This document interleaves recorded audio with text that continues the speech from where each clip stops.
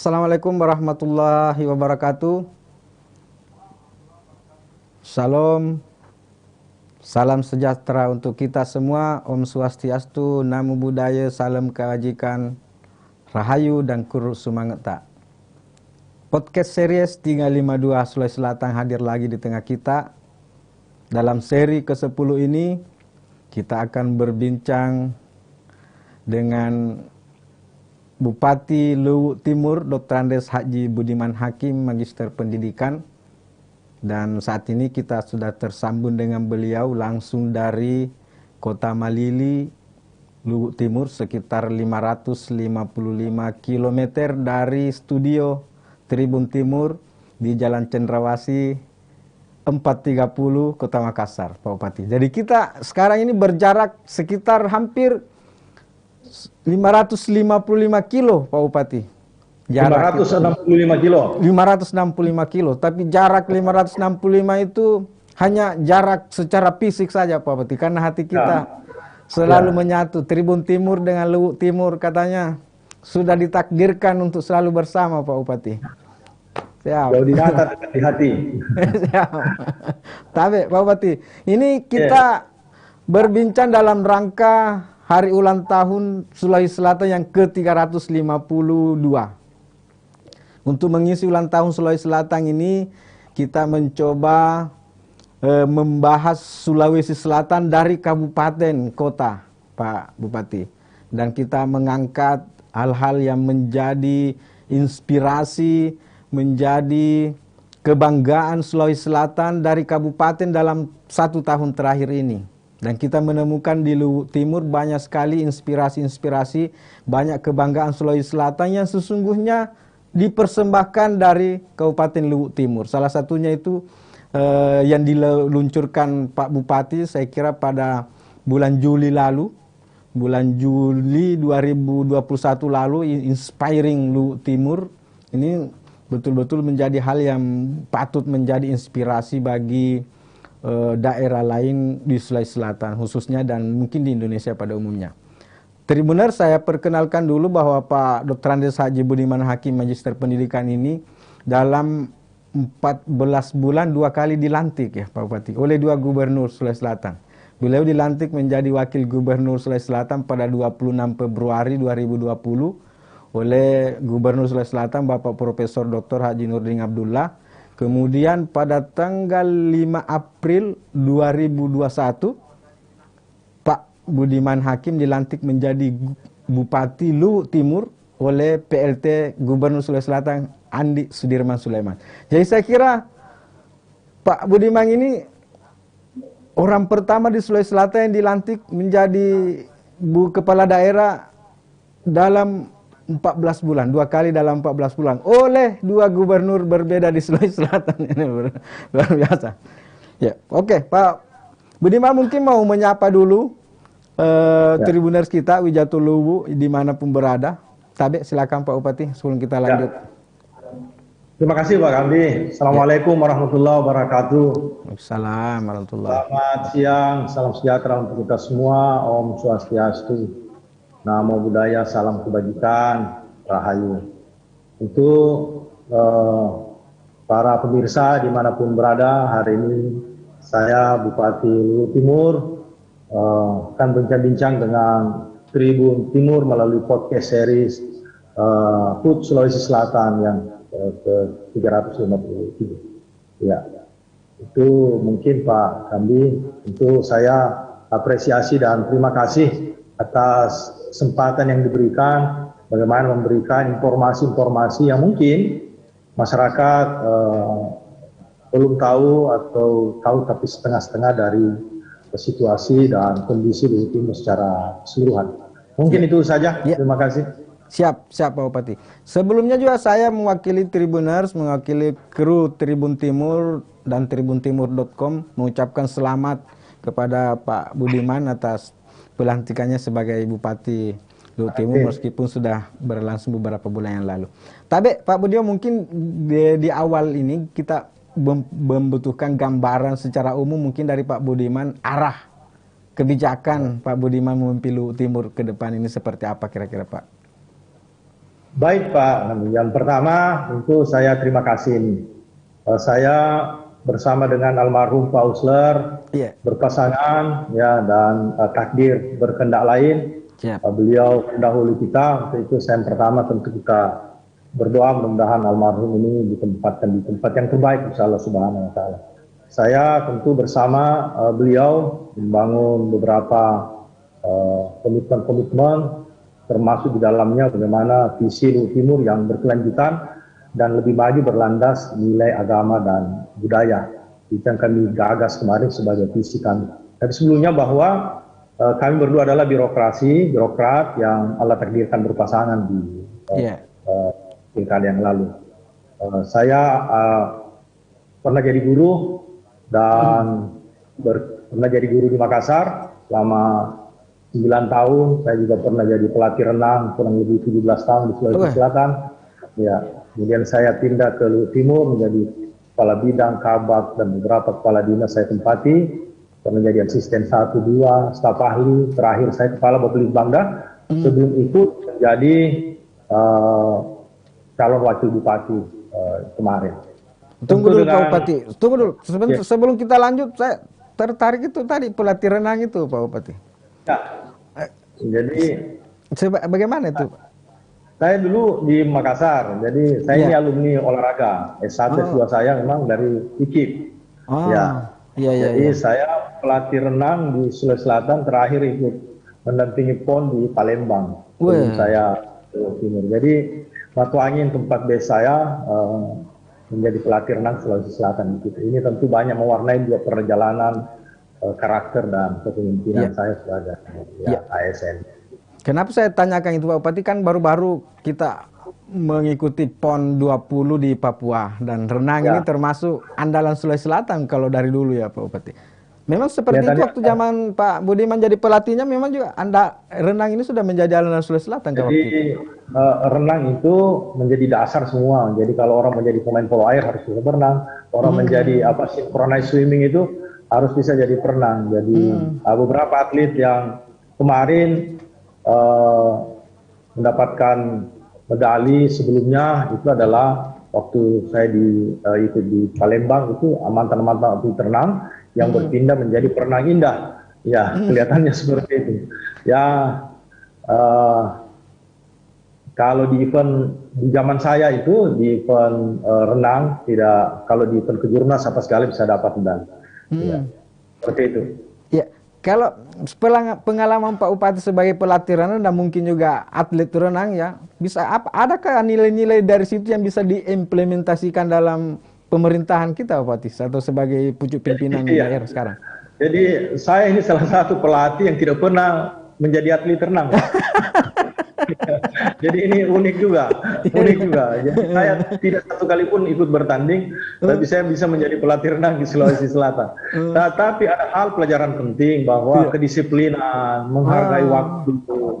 Ini betul-betul membentuk sosok kita. Jadi pelatih itu kan pemimpin, bisa mempengaruhi orang untuk melakukan sesuatu yang jauh lebih baik, melampaui kadang-kadang kapasitas mereka. Jadi dorong anak-anak kita. Jadi itu ya bukan hal mudah menjadi seorang pelatih, karena ini bukan pekerjaan sampingan. Ini dan itu lama saya boleh jadi ini sedikit mempengaruhi dalam pola kepemimpinan saya. Tambah dengan beberapa tentu pelatihan-pelatihan, pendidikan-pendidikan yang secara struktural harus kita jalani secara bersama-sama. Ini kan renang itu kan kelenturan ya Pak Bupati ya, melatih kita melenturkan tubuh kita, menampilkan sesuatu yang indah. Apakah itu juga menjadi inspirasi Pak Bupati untuk lentur dalam memimpin itu? Kalau itu renang indah itu Pak yang lentur. Saya kalau renang langsung ingat itu saja Pak Bupati kalau senang. Ya langsung, ini renang itu yang cepat itu ya. Siap. Oke Pak Bupati, itu sebagai background saja supaya kita lebih mengenal siapa Pak Budiman ini, dan ternyata betul-betul ada background yang luar biasa yang mungkin tidak banyak orang yang tahu kalau Pak Budiman ini adalah mantan pelatih renang yang banyak mempersembahkan medali untuk Sulawesi Selatan. Tapi Pak Bupati beberapa sambutan Pak Bupati, wartawan kami merekam bahwa Pak Bupati sering menyebut tagline Bupati pertama kali dan pertama jadi Bupati. Itu maksudnya apa itu Pak Bupati? Saya kalau di dalam sambutan, saya tentu menitip saya kepada masyarakat bahwa saya ini punya keterbatasan. Bukan bupati yang sempurna, bukan bupati yang terbaik, bukan orang-orang terbaik yang menjadi bupati. Karena mungkin banyak juga yang ASN mungkin punya kapasitas, cuman kan Allah tidak takdirkan untuk menjadi bupati. Dan saya bupati baru menjadi bupati, kan bupati baru. Yang selalu saya sebut, saya ini bupati baru dan baru jadi bupati karena saya bukan incumbent. Iya. Nah, karena sebelumnya guru saya dan birokrat gitu.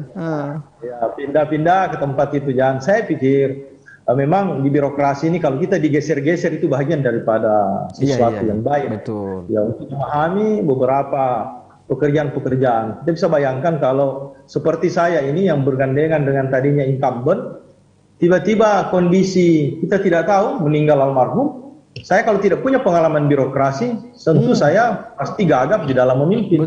Tapi barakallah saya punya pengalaman di beberapa dinas dan pernah asisten 1 dan 2, pernah kepala Bapeda. Ini menjadikan kekuatan saya di dalam memimpin daerah ini. Jadi saya tidak gagap di dalam melanjutkan apa yang almarhum Pak Husler lakukan, apa yang Andi Hatta lakukan. Itu semua bahagian daripada yang harus saya lanjutkan. Kenapa? Karena memang pembangunan ini tidak boleh sepotong-sepotong. Karena ini bahagian daripada rencana jangka panjang daerah. Kita di breakdown menjadi RPJMD, menjadi RKPD.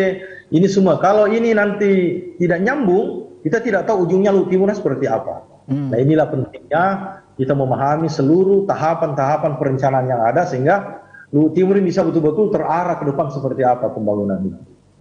Tapi apa pada zaman Pak Opu Andi Hasan, Pak Husler sudah di Pemkab Luhut Timur ya? Pak Budiman. Ya, saya di zaman Opu Andi Hatta, saya kepala dinas. Ya, dan saya pernah mendampingi beliau diklat ke Harvard sebulan, pernah mendampingi beliau diklat ke Latrobe. Tentu ini bagian daripada sadar atau tidak sadar beliau ini mempersiapkan kita untuk menjadi pemimpin di masa depan. Kemudian di zaman Pak Husler kan saya sama-sama, beliau itu menjadi kepala dinas. Ya, sama-sama saya. Jadi kalau ada kegiatan biasa saya sekamar. Ya, kemudian beliau beliau diambil menjadi wakil dari Pak Opu. Kemudian jadi bupati, beliau lagi panggil saya jadi wakilnya. Jadi ini bahagian daripada skenario Allah yang kita jalani saja. Dan kita berniat dengan tulus bagaimana membangun Luhut Timur ini menjadi daerah yang lebih maju lagi ke depan. Dan mungkin saja pada masa itu ketika Pak Budiman mungkin digeser dari kepala dinas yang satu ke tempat lain, mungkin ada perasaan loh kenapa saya digeser lagi. Mungkin karena belum sadar bahwa ini sesungguhnya adalah pembinaan secara tidak langsung dari atasan ke Pak Budiman, dan sekarang sudah bisa kita rasakan seperti yang Pak Bupati tadi katakan. Kalau tidak ada seperti itu pengalaman dari Opu Hatta dan Pak Husler, bagaimana jadinya sekarang tiba-tiba Pak Budiman sendiri. Sekarang sendiri loh Pak Budiman ini single memimpin Luhut Timur, bupati kabupaten yang menjadi sumber utama kalau kita bisa katakan seperti itu. Pendapatan asli daerah Sulawesi Selatan kan selalu sumbangan terbesarnya itu dari Luhut Timur dari zaman dulu, Pak. Bagaimana Pak Husler bisa ceritakan sedikit ke kita ini sebagai kalau boleh dikatakan kepala daerah tunggal begitu di Luhut Timur? Saya Pak menerima seluruh pergeseran itu dengan tulus saja. Kenapa? Karena saya ini tidak berlatar belakang sekolah pemerintahan. Jadi apa yang saya diberikan, saya bersungguh-sungguh dan istiqamah terhadap seluruh kebijakan-kebijakan yang harus saya jalani. Jadi saya tulus saja Pak. Tidak pernah ada kata berkeluh kesah. Jadi itu tadi saya bilang, karena saya melatih renang itu tidak pernah berkeluh kesah, saya jadi guru tidak pernah berkeluh kesah. Saya 2003 saya guru teladan mewakili Kota Makassar. 2023 saya dari SMA 16 kemarin di Amanagapa itu. Jadi siap. Jadi saya memaknai seluruh pergeseran itu, memaknai bahwa ini adalah salah satu cara Allah memantaskan kita dalam sebuah jabatan. Jadi saya tidak tipenya Pak, tidak jarang saya berkeluh kesah. Saya menerima saja apa yang menjadi takdir, saya jalani. Ya, Termasuk banyak sekarang, keyakinan. termasuk sekarang ketika Pak Budiman ditakdirkan menjadi pemimpin boleh kita katakan tanda petik ya, pemimpin tunggal di Luhut Timur, bupati dan tidak didamping oleh wakil. Ini kan sesuatu yang luar biasa ya, seperti Pak Gubernur Pak Gubernur kita sekarang ini hampir tidak, waktu beliau itu dari bangun dini hari sampai tidur lagi hampir susah sekali didapat waktunya karena saking sibuknya itu melayani masyarakat ya, karena sendiri kalau boleh dikatakan seperti itu. Bagaimana? Kalau saya, kalau saya melihatnya begini, kan sekarang banyak hal yang kita bisa dimudahkan. Ya, ada teknologi handphone, smartphone. Jadi tidak perlu kita juga bertatap muka, kita bisa mengendalikan segala sesuatu. Jadi pemerintahan ini bisa kita kendalikan dengan teknologi, dengan komunikasi, tidak harus kita bertemu, dengan pengendalian yang baik, komunikasi yang baik, mengajak mereka semua OPD ini menjadi bagian daripada satu kesatuan dengan kita, kolaborasi dengan mereka. Apalagi saya bukan orang baru bagi mereka, bukan orang baru. Ya, jadi ini selalu saya sampaikan kepada mereka bahwa saya tidak lebih pintar dari saudara-saudara semua, saya tidak lebih hebat. Tapi Allah takdirkan saya menjadi bupati sehingga ya saya yang menjadi pemimpin kalian dan mari kita bersama-sama untuk membangun daerah ini.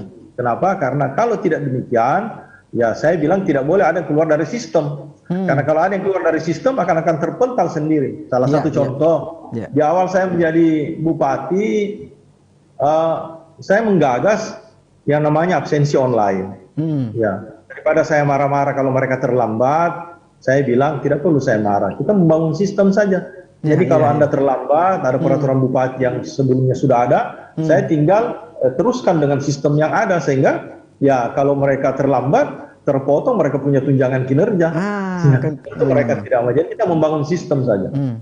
Jadi saya mengajak ke mereka. Kemudian saya mengajak mereka sekarang untuk bagaimana satu OPD itu satu inovasi, supaya mereka berpikir secara strategis di kantor masing-masing. Karena rata-rata kepala OPD di sini bukan orang baru, ya. Tinggal karena saya selalu ingatkan, karena kita sudah lama di situ, biasa hilang sensitivitas kita. Nah, betul. Ya, biasanya kalau kita tiap hari di tempat itu tidak sensitif lagi kita terhadap perubahan-perubahan yang ada. Itu yang saya selalu dorong untuk mereka melakukan hal-hal yang baru supaya ada semangat di dalam rangka bekerja. Ya, itu mungkin Pak. Ya. Kalau hubungan sinergitas dengan Forkopimda sendiri seperti apa Pak Bupati merajut itu? Saya dengan Forkopimda baik hubungan saya. Saya biasa bertemu baik formal maupun informal. Jadi kemarin salah satu bukti itu kita kolaborasi yang baik. Ketika kita berada pada level 4 COVID Pak. Betul. Nah, Luhut Timur ini kan sempat juga agak-agak parah Pak Bupati ya. Iya, jadi saya dengan Forkopimda, mari kita, apalagi saya selaku ketua Satgas COVID, saya minta kepada mereka untuk membantu saya memikirkan bagaimana ini.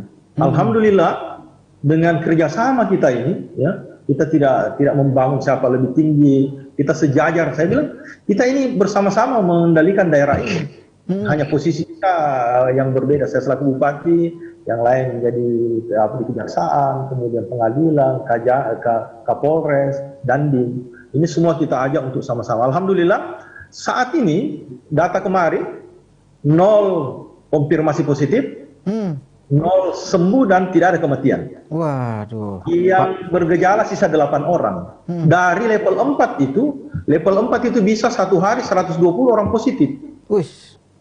Yang bergejala bisa sampai 350 orang. Ini tentu dengan kerjasama kami, dan itu salah satu contoh saja. Dan beberapa hal kami bisa telepon-teleponan, bisa kami ngopi secara informal, apa saja bisa kita ceritakan, kita saling mengunjungi. Ya, dalam konteks formal maupun informal kita saling mengunjungi. Jadi kami bertemu ini bukan hanya di tempat formal saja ada acara. Kami bisa bertelepon. Kalau saya meninggalkan daerah, saya pamit sama mereka, izin Pak Kapolres, Pak Kajari, saya tinggalkan dulu Luhut Timur, saya titip daerah kita masing-masing kendali. Itu kira-kira pola komunikasi lah Pak yang saya bangun. Ya, kembali lagi bahwa saya ini bukan siapa-siapa jadi bupati. Ya, Allah takdirkan saya. Jadi saya harus bagaimana meminta bantuan kepada siapa orang-orang yang bisa membantu Luhut Timur. Jadi kita berharap seperti itu Pak. Tidak bisa kita mengandalkan karena ini kan saya bupati, tidak. Harus sama-sama berkolaborasi karena tidak ada orang bisa bekerja sendiri. Pasti banyak orang yang bekerja untuk bagaimana mencapai tujuan yang kita sudah gagas secara bersama-sama. Ya. Sesungguhnya kesadaran itulah sesungguhnya menjadi kekuatan utamanya Pak Budiman Hakim kalau kita lihat. Dan kesadaran bahwa saya ini bukan siapa-siapa tanda kutip itu justru karena kesadaran itu Pak Budiman merasa perlu selalu bekerja sama. Dan kunci kesuksesan di era sekarang ini kan kerjasama dan kolaborasi Pak Budiman. Kalau tanpa itu biar bagaimana hebatnya seseorang kalau tidak bisa berkolaborasi, tidak bisa bekerja sama, akhirnya juga tidak akan mampu berbuat apa-apa, kira-kira seperti itu. Dan apalagi dengan Forkopimda ya, apalagi Luwu Timur ini loh daerah yang luar biasa. Di sana kan ada Inko ya Pak Bupati ya, ada EPT Pale ya, yang begitu kompleks juga kadang-kadang masalahnya di situ. Bisa Pak Bupati ceritakan kepada kita memang puncak-puncak kemarin di gelombang kedua ini ya sampai ke level 4 bulan-bulan Juli Agustus itu ya Pak Bupati. Ya, level 4 kita itu memang mengkhawatirkan Pak. Malah kayaknya Luwu Timur lebih duluan level 4 dibanding Makassar ya Pak Bupati kalau kita lihat data. Lebih dulu Makassar. Ya, jadi mulai kita khawatir akhirnya ya kita bersama-sama alhamdulillah bisa level 2. Sekarang mudah-mudahan kami punya vaksin sudah berada di posisi 45%. Mudah-mudahan ini bisa kita kejar dan itu kesadaran masyarakat juga yang tetap kita mengedukasi teman-teman dari kepolisian, TNI, Polri, Jaksaan dan seluruh lapisan masyarakat ini bergerak masif sehingga pemerintah daerah juga ya apa yang kita lakukan sekarang ini menjadi prestasi bersama, dan memang saya juga di Luwu Timur ini mengajak dunia usaha, Pale dan beberapa kontraktor, investor yang lain untuk mari kita membangun ruang-ruang terbuka hijau secara bersama-sama tanpa menggunakan APBD. Jadi ini saya mengajak mereka untuk ya mari kita terus apa-apa kemarin sebelum saya mungkin ada bangunan-bangunan yang tidak produktif, tidak digunakan, saya mulai gunakan. Saya perbaiki dengan melibatkan swasta atau pihak-pihak dunia usaha, termasuk memindahkan terminal, mengaktifkan pusat niaga. Saya jadikan pusat niaga itu menjadi pasar hobi. Kenapa? Karena ya kita mencoba apa yang dibangun oleh pendahulu saya mungkin belum bisa aktif. Saya bahagian daripada pemerintahan yang lalu, sehingga apa yang lakukan saya tidak membiarkan itu bisa mangkrak. Jadi saya coba kalau aset ini bisa efektif bekerja, insya Allah apa yang kita bangun tidak sia-sia. Itu mungkin Pak. Ya. Itu kegiatan seperti pemindahan terminal itu bukan hal yang mudah itu Pak Bupati. Di tempat lain ini membutuhkan kadang membutuhkan waktu bertahun-tahun untuk sosialisasi lah, untuk apalah. Dalam tempo 1 tahun ini Pak Budiman bisa lakukan pemindahan itu tanpa ada gejolak berarti? Tidak ada gejolak. Bagaimana prosesnya itu Pak? Itu bisa ceritakan. Jadi terminal itu saya minta teman saya rapat, saya sampaikan kepada Kadis Perhubungan, saya konekkan dengan Kadis Perdagangan yang memiliki pusat niaga itu, siapkan los-los bagi orang yang akan kita pindahkan. Kita ajak bicara, nanti ini juga terminal, misalnya kita jadikan Islamic Center ke depan, sehingga saudara bisa berpindah dan kita arahkan. Kalau tunggu untuk sempurna baru pindah, tidak akan pernah pindah. Jadi kita tetap membangun sekarang infrastruktur yang ada di sana sehingga ya terminal pindah, kemudian pasar itu juga menjadi aktif. Ya, karena sudah ada kalau ada kehidupan pergerakan manusia di dalamnya insyaallah ya. Ini bisa kalau ada kekurangan pastilah namanya manusia pasti keluh kesahnya juga lebih banyak ya. Tapi saya selalu mengatakan sama kepala dinas jangan berpikir yang hal-hal yang negatifnya. Kalau 60 los itu terisi 58, nggak usah pikir yang 2, pikir yang 58. Karena kalau pikir yang 2 nanti akan merembes ke 58. Nah itu yang saya sampaikan. Kalau ada kekurangan pasti ada kekurangan. Betul. Ya, tapi tidak boleh kita berpikir di kekurangan itu. Alhamdulillah tidak ada masalah, mereka pindah dengan sukarela dan alhamdulillah sudah berjalan pemindahan terminal. Itu. Ya. Tapi Pak Bupati, ini sebenarnya apa sih yang menjadi target-target utama Pak Budiman ini untuk menggapai visi misi yang Pak Budiman susun kemarin dengan Pak Husler barangkali itu di awal periode ini? Jadi memang ada, mungkin secara teori itu Ya. ada visi, ada misi, tetapi saya pikir itu adalah dokumen resmi. Iya. Ya, itu adalah dokumen resmi yang memang harus kita buat yang menjadi guidance kita di dalam perencanaan pembangunan. Siap. Kemarin hari Jumat kemarin saya sudah mengusulkan RAPBD 2022, janji kami di dalamnya itu. Tetapi karena ini adalah bahagian yang berkelanjutan oleh almarhum Pak Husler, jadi ada beberapa kegiatan-kegiatan yang memang bagaimana beasiswa kita tetap lanjutkan, bagaimana pembangunan beasiswa kita lanjutkan, 1 kamar 1 pasien, ini kita bangun, ya kita memberikan 1 miliar 1 desa di luar dana ADD dan dana desa dalam rangka melahirkan desa-desa mandiri ke depan, sehingga ini yang tidak umum dilakukan oleh daerah lain. Betul. Tidak umum, yang saya sampaikan tadi tidak umum. Kemudian kita berharap bahwa kesehatan, pendidikan ini tetap menjadi prioritas, termasuk infrastruktur yang ada di wilayah Luhut Timur kita bangun.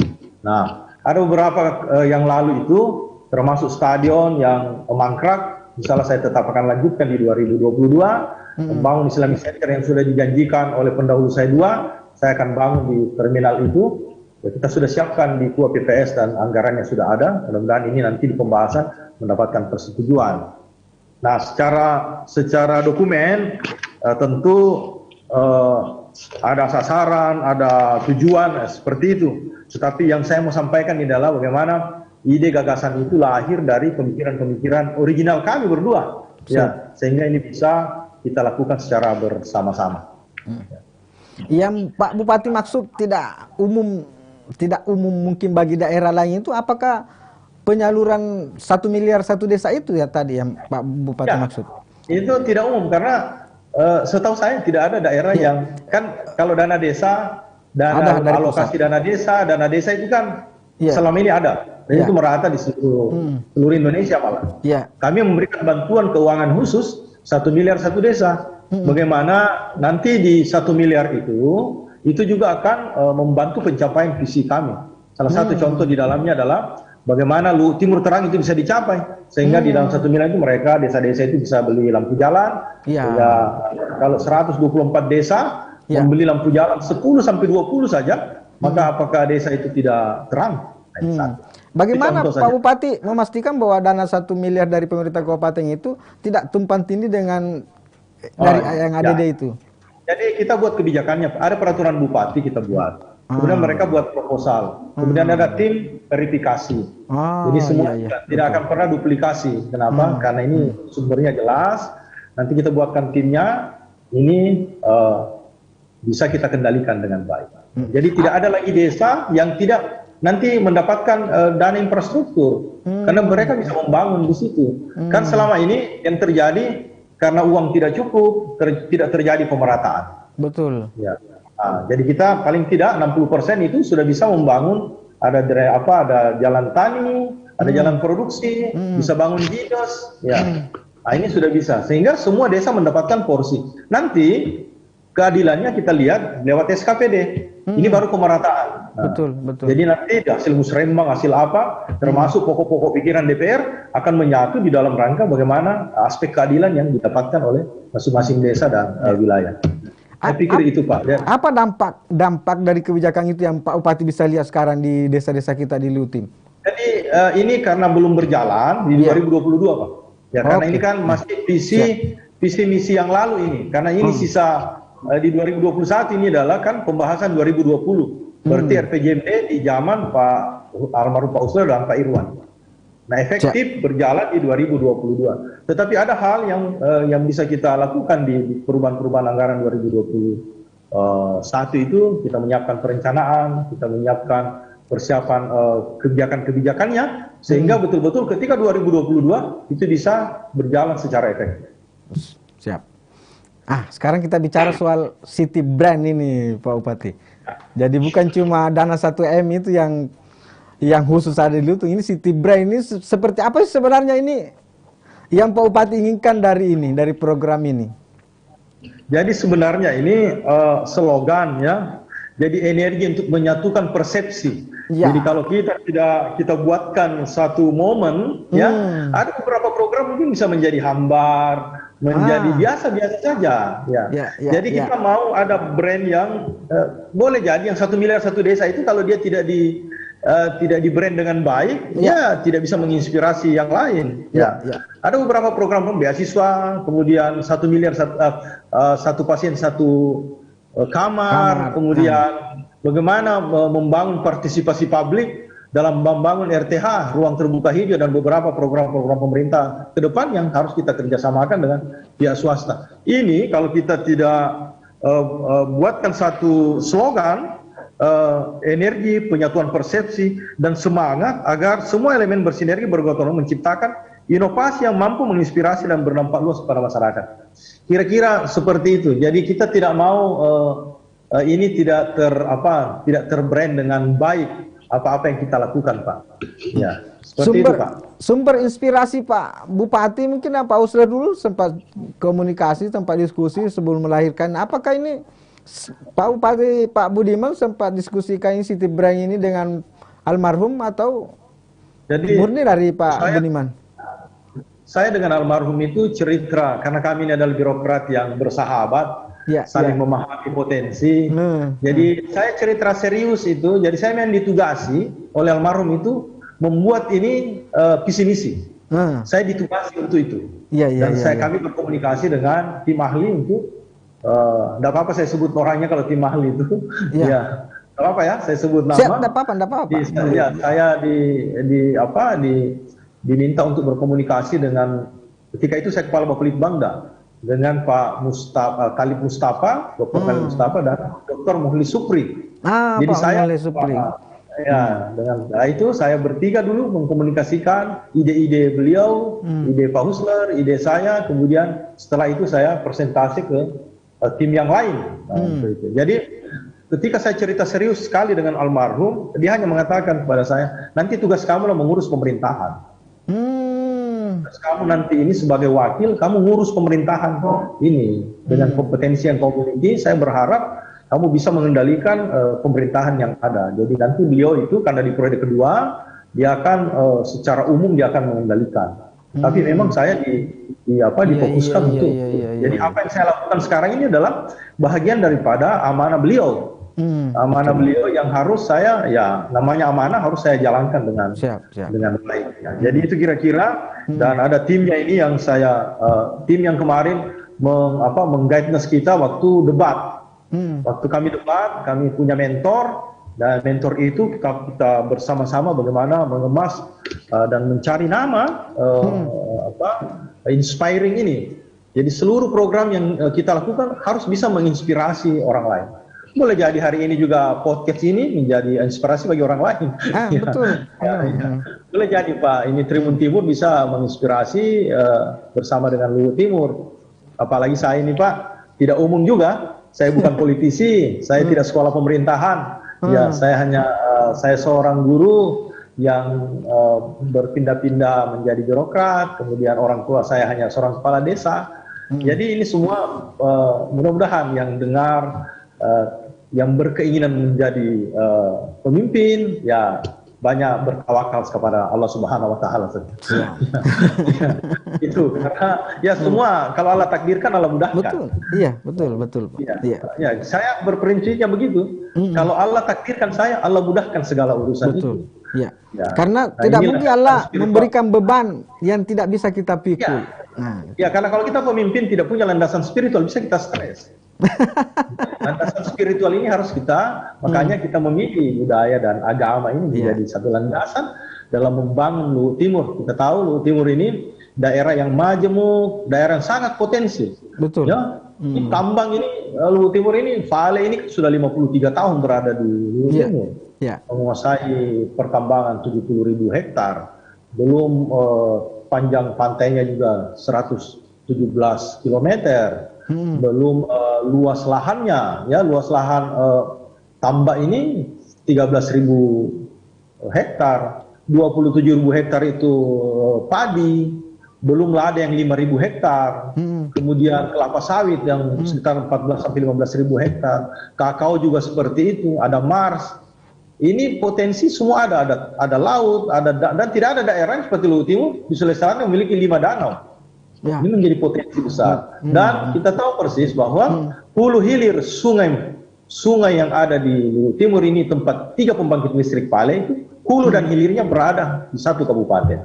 Ini berkah bagi Luwu Timur. Jadi ibarat kata ini, Luwu Timur ini Allah sudah siapkan 70% potensi. 30% itu dengan sentuhan kebijakan, sentuhan pemikiran, mudah-mudahan ini bisa menjadikan 300.000 penduduk Luwu Timur ini bisa kemiskinannya menurun dan tingkat pendapatannya bisa lebih baik dan melahirkan kesejahteraan. Kira-kira itu harapan kita menggagas seluruh program yang berbasis desa, kemudian menata kota, kemudian bagaimana investasi masuk.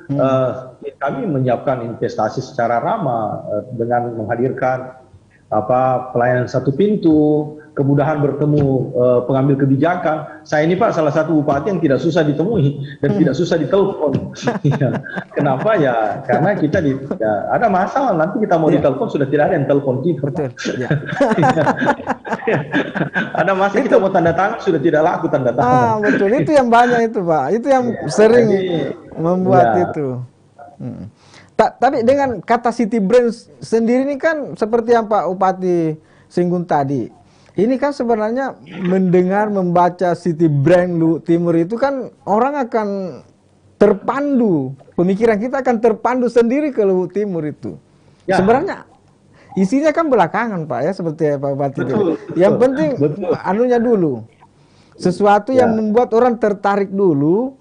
Apakah orang dari luar Luwu Timur atau orang Luwu Tim sendiri tertarik dulu city brand itu, akhirnya untuk mengisinya orang akan lebih bersemangat lagi untuk mengisinya setelah mengetahui bahwa isinya itu ini karena dia sudah tertarik dengan motonya, dengan logonya, apanya, akhirnya lebih bersemangat untuk melaksanakan isinya itu.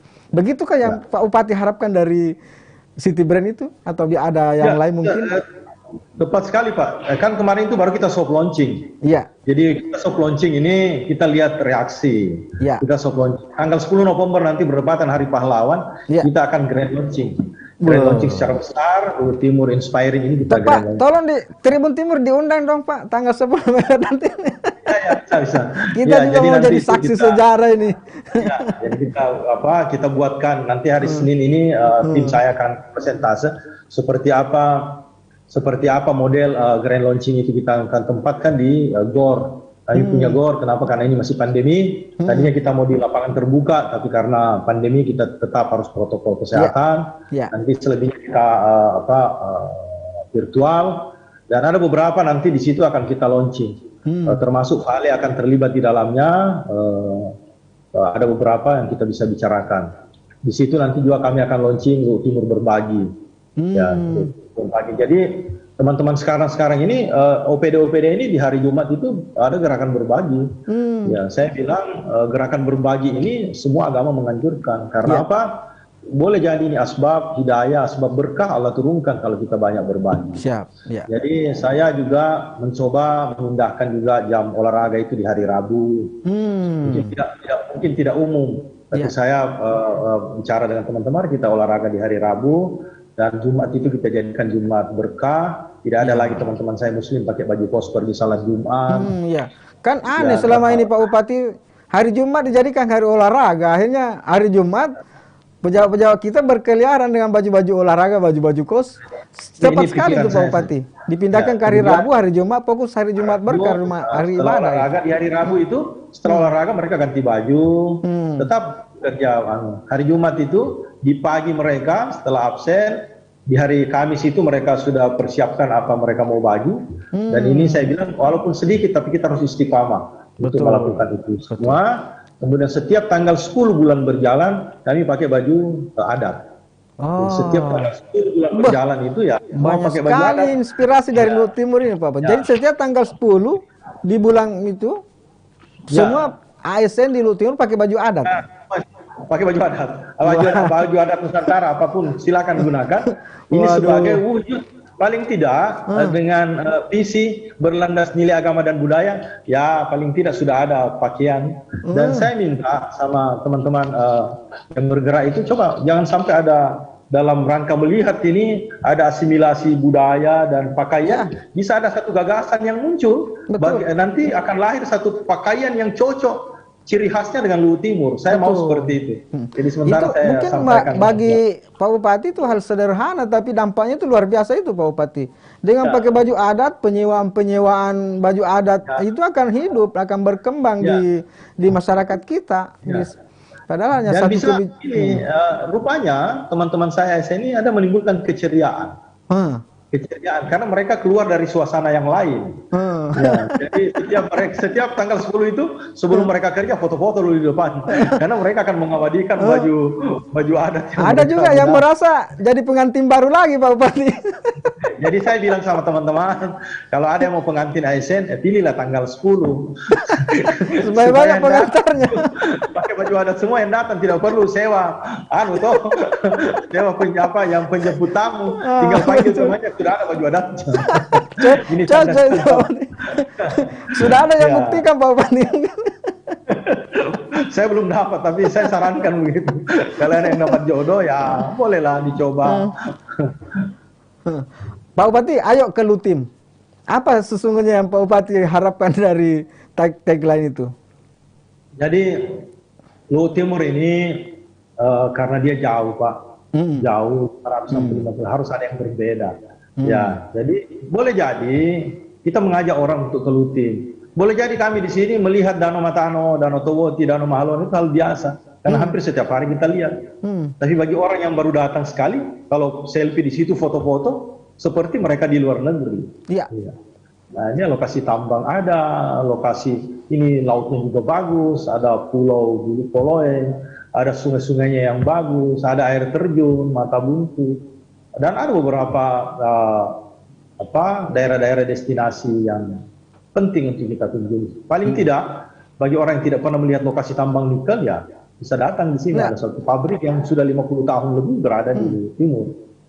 Ini mari, jadi ayo ini artinya mengajak orang ke Luwu Timur. Ada beberapa pertandingan-pertandingan yang takraw, voli, pasi. Saya diberitahu, mari kita terima sebagai tuan rumah. Mari kita perlihatkan bahwa daerah ini di ujung Sulawesi Selatan ada daerah yang sekeping surga latitude di Luwu Timur.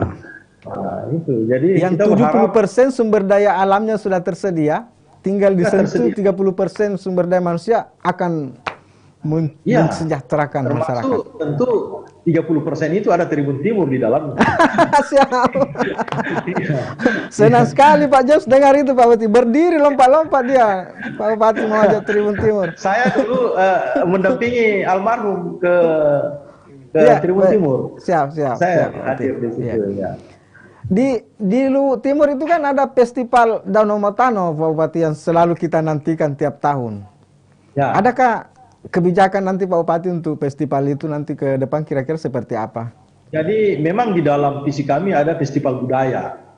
Di dalamnya ada festival Sungai Malili, ada festival Danau Matano. Saya karena ini masih pandemi, saya punya pemikiran ke depan di 23 Januari 2023. Hari itu bertepatan dengan tuan rumah Luwu Timur sebagai Hari Perjuangan Rakyat Luwu. Ya, ini Hari Perjuangan Rakyat Luwu ini kan berganti-ganti kami di 4 daerah otonom ini berganti-ganti menjadi tuan rumah. Karena saya nanti di situ akan membuat kepanitiaannya di 2022.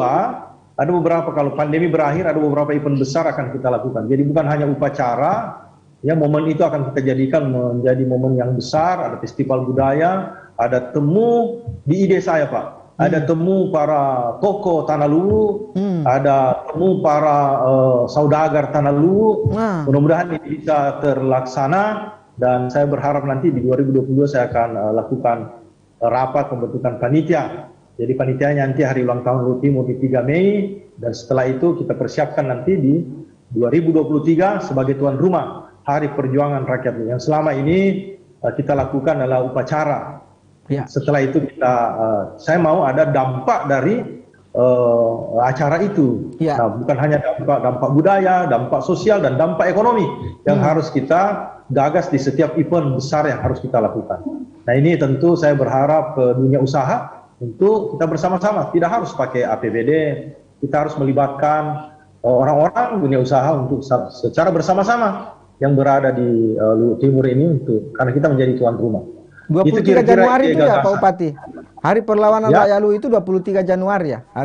Ya, setiap 23 Januari. Siap. Itu hari perjuangan rakyat Luwu dan hari jadi Luwu. Ya. Nah, itu berganti-ganti kita menjadi tuan rumah. Nah, kebetulan di 23 Januari itu Luwu Timur menjadi tuan rumah. Nah, ini saya mau memiliki gagasan ide di situ untuk yang selama ini Festival Narmatano dilakukan, kemudian Festival Sungai Malini. Nah, kita mau gagas dalam bentuk festival budaya yang tentu jauh lebih besar dan lebih banyak lagi hal yang bisa kita tampilkan.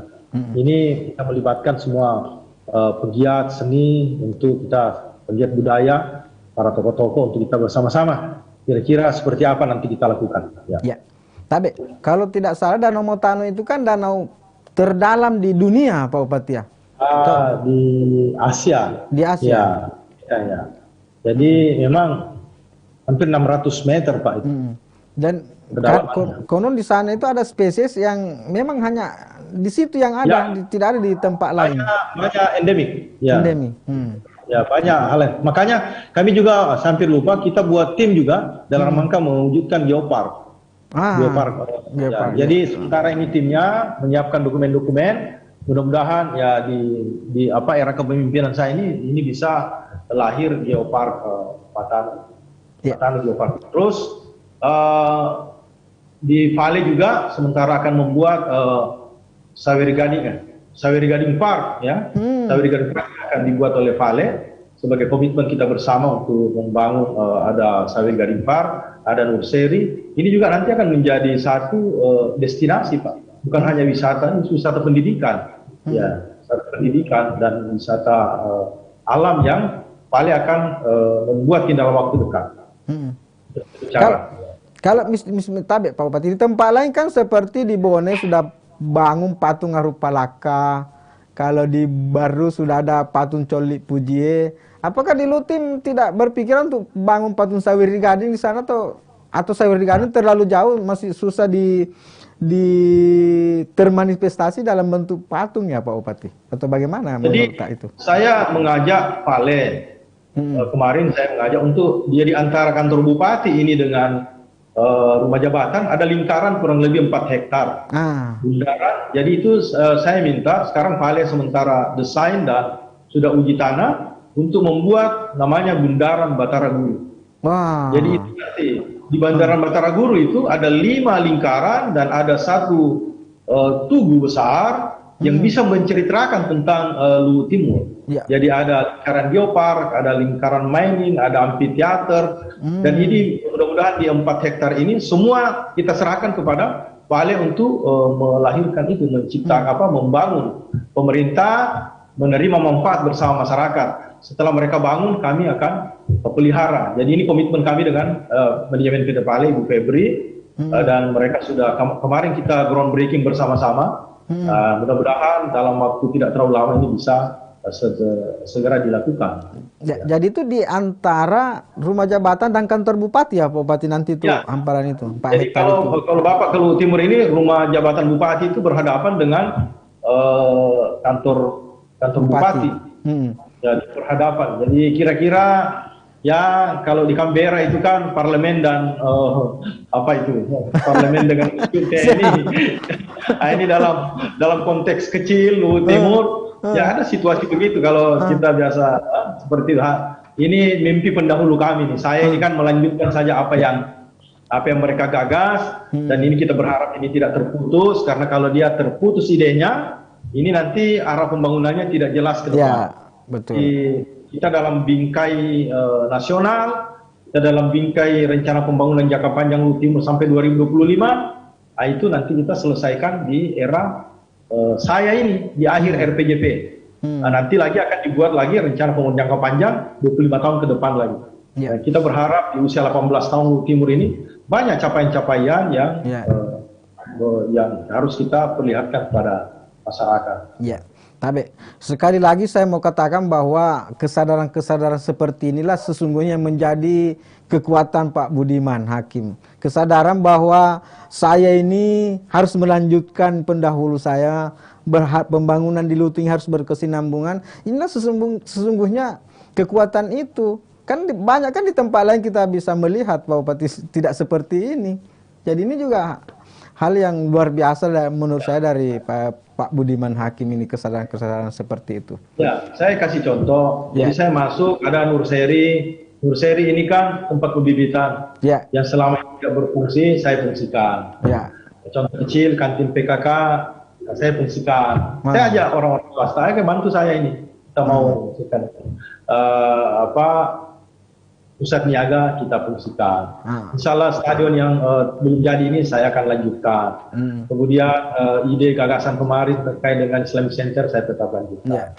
Kemudian Sungai Malili tetap kita tata. Jadi menata kota dengan membangun desa dengan kebijakan. Jadi kebijakan membangun kota ini melalui kerjasama pihak swasta di dalam membangun ruang-ruang terbuka, taman-taman.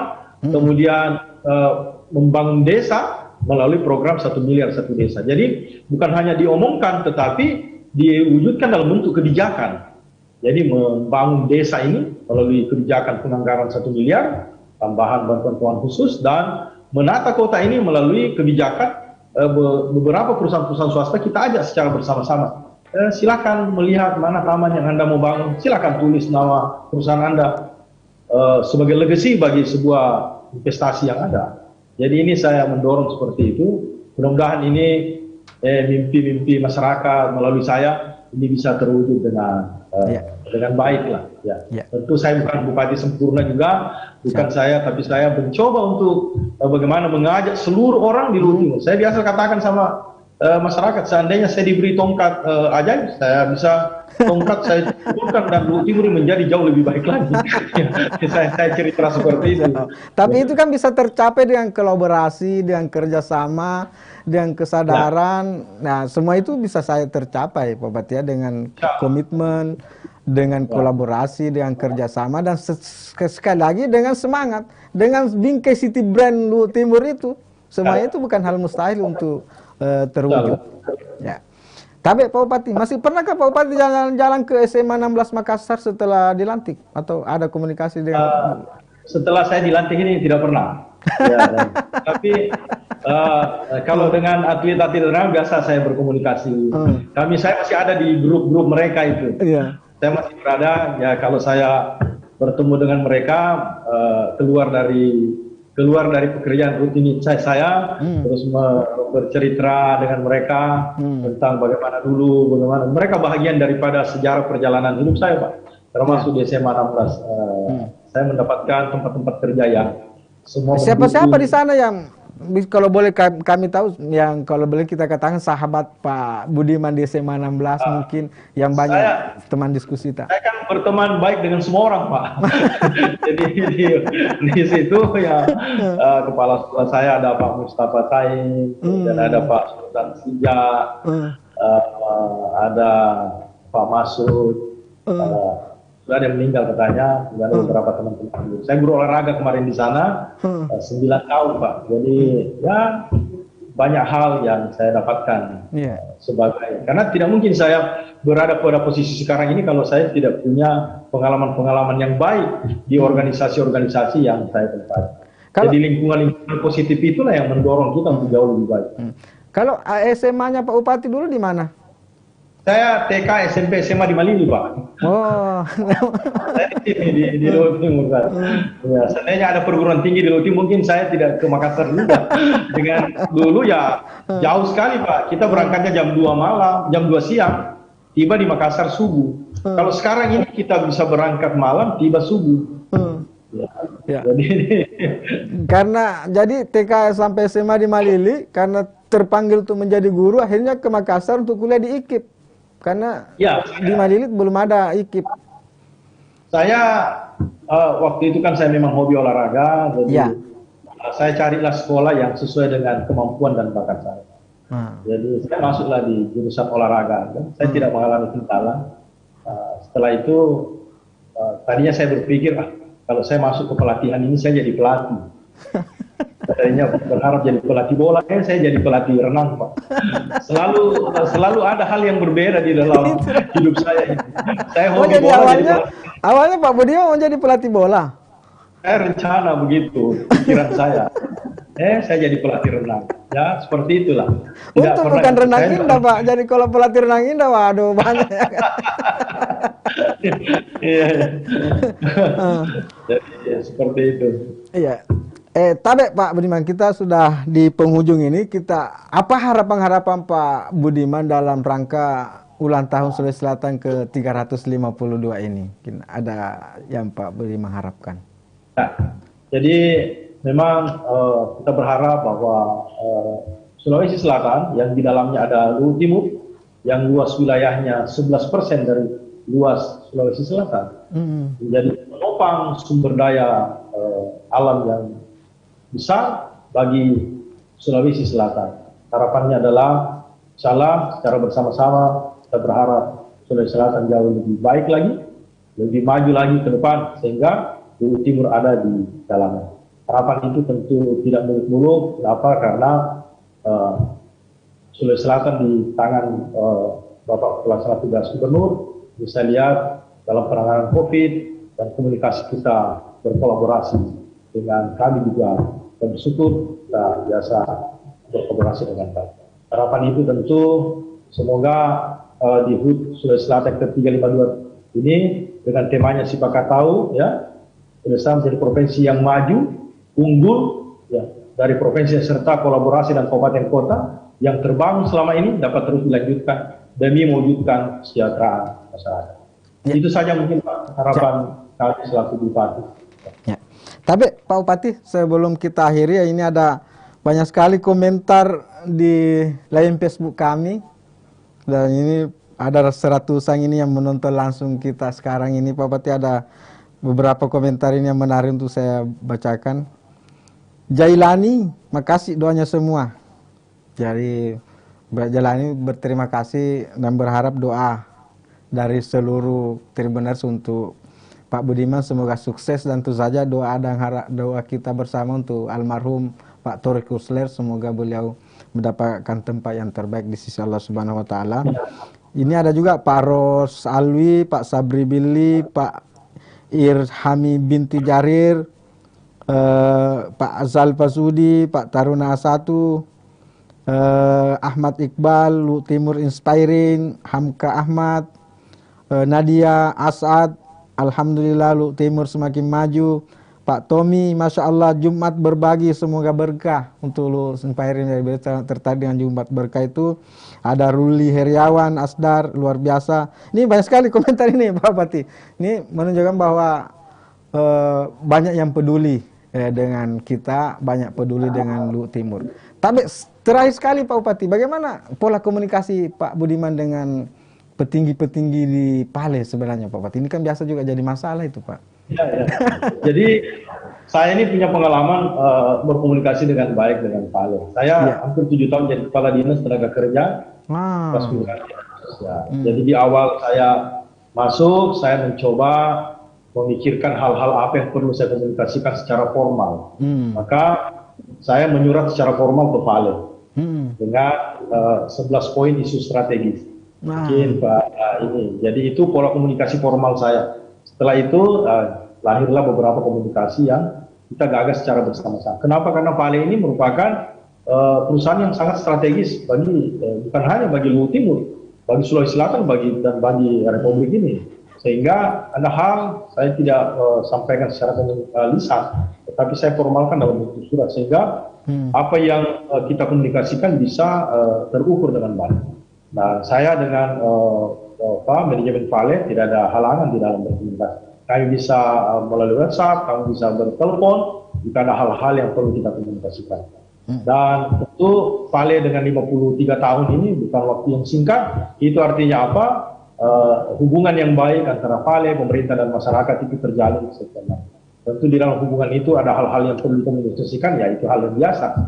Saya berharap bahwa keberadaan Pale bisa mendorong Luhut Timur ini dalam sektor pemberdayaan, dalam sektor pendapatan daerah, ini harus kita tetap berharap ada peningkatan.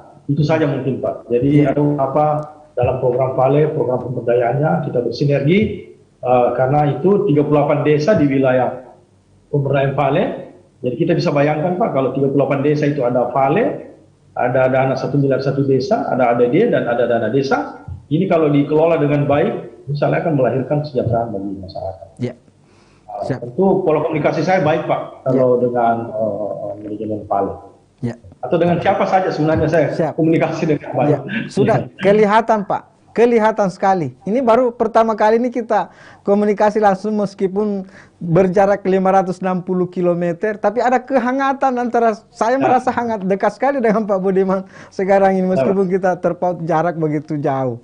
Itu artinya bahwa yang Pak Budiman katakan itu sesungguhnya sangat benar sekali dengan pola komunikasi itu. Baik Pak Budiman, terima kasih banyak. Mungkin di penghujung sekali acara kita ini, sesuai dengan harapan banyak tadi komentar kita di Facebook, mungkin tidak berlebihannya Pak Budiman kalau kita mengajak Tribuners, mengajak penonton kita dimanapun berada untuk sama-sama kita bacakan Al-Fatihah untuk almarhum Pak Torik Ulser, semoga beliau semakin dilapangkan di tempat sana. Tapi mungkin Pak Budiman bisa pandu kami untuk berbicara itu. Ya. Yang pertama mungkin sebelum kita bacakan, saya terima kasih kepada Tribun Timur yang telah memberikan ruang kepada saya selaku Bupati Luhut Timur, tentu sangat luar biasa. Ini saya diberi ruang untuk menyampaikan ide, gagasan, dan seperti apa Luhut Timur hari ini dan seperti apa harapan kita ke depan. Saya berharap bahwa Tribun Timur selalu berada menjadi bahagian daripada Luhut Timur yang bisa menyampaikan ide gagasan-gagasan secara terbuka. Tentu ruang ini lebih besar dimiliki oleh Tribun Timur. Siap. Untuk itu saya selaku Bupati terima kasih banyak atas kesempatan ini. Itu saya mohonkan kepada kita semua untuk mengirimkan Al-Fatihah kepada almarhum Bapak Insinyur Muhammad Torik Ulser yang kami berpasangan dan almarhum telah meninggal. Al-Fatihah. Bismillahirrahmanirrahim. Alhamdulillahirabbil alamin arrahmanirrahim maliki yaumiddin iyyaka na'budu wa iyyaka nasta'in ihdinas siratal mustaqim siratal ladzina an'amta 'alaihim ghairil maghdubi alaihim waladdallin Allahumma ighfir lahu warhamhu wa'fu anhu Allahumma ighfir lahu warhamhu wa'fu. Terima kasih, saya kembalikan. Ya. Oke.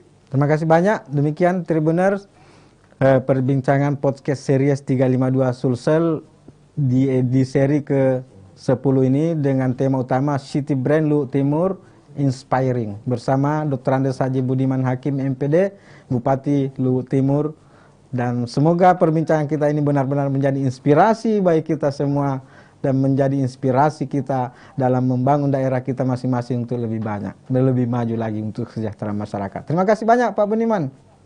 Terima kasih banyak Pak. Siap. Semoga bisa ketemu langsung nanti Pak. Ya. Demikian. Siap.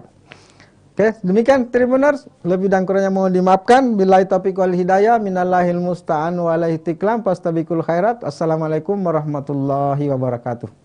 Waalaikumsalam warahmatullahi wabarakatuh.